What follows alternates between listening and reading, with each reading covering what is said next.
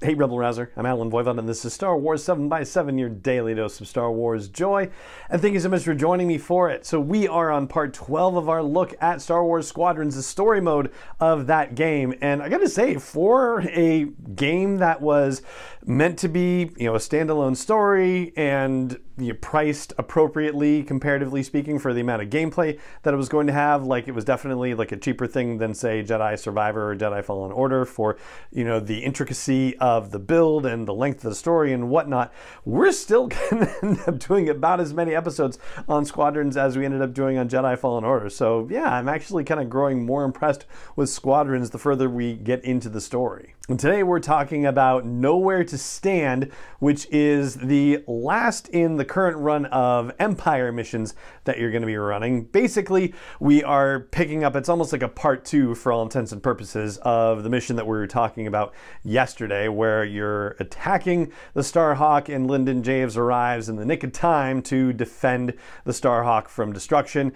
The members of Titan Squadron have to go back to the Overseer to refuel and get ready for a new attack strategy. And this is what it entails. The New Republic, weakened now, is struggling to get out of the system and trying to make their way to Chandrila, which is the seat of the New Republic government at this point.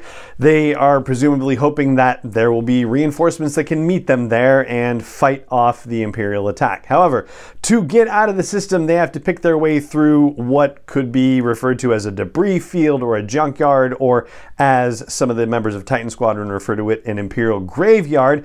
The ships that they've been mining for materials to build the Starhawk are now the ships that they have to navigate through in order to escape the system, which is an irony not lost on Teresa Carell or the members of Titan Squadron. Now the problem is that apparently the tractor beam of the Starhawk is still working, because according to the Lobot guy for Titan Squadron, they can't engage the New Republic directly because that thing will tear them apart basically. So they have to get into the debris field and find ways to sabotage them. And the way that they're going to do that is by finding active reactor cores from all of these damaged and busted up ships and blow them up, basically turning the debris field into a minefield. That is how they are going to deal with the corvettes and the transports and ultimately a frigate going through there. And in various waves, you also have to fight off New Republic starfighters as well. Somehow, the starfighters that are attacking are not Vanguard Squadron starfighters, so that's interesting. I'm going to be very curious to see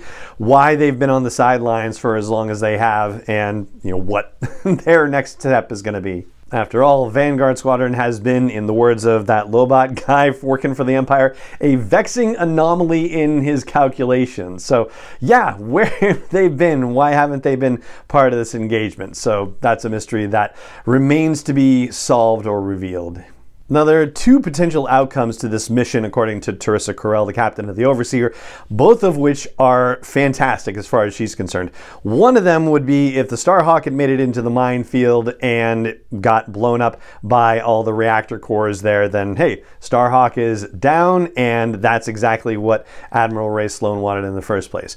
Option 2 is to make the Starhawk leery about going into that debris field and instead have it detour into the Ringali Nebula, which is also apparently a death sentence for the Starhawk, because the nebula will interfere with sensors and communications and make it an easy target for Titan Squadron to finally destroy once and for all. As far as the Overseer goes, I assume they would get involved in this somehow, but yeah, basically either it blows up in the minefield or it goes into the nebula and it's toast either way. That is how Teresa Carell is reckoning things. That latter scenario is what happens in the game, basically. So you're scanning these cores to find active ones, and then you're fighting off New Republic starfighters, and then you're scanning more cores, and then corvettes show up and you blow up the cores to defeat the corvettes, and then you got to scan more cores to reset your minefield, and you fight off more starfighters. So you go through wave after wave of this, and then it's eventually a frigate that you get to blow up with a cluster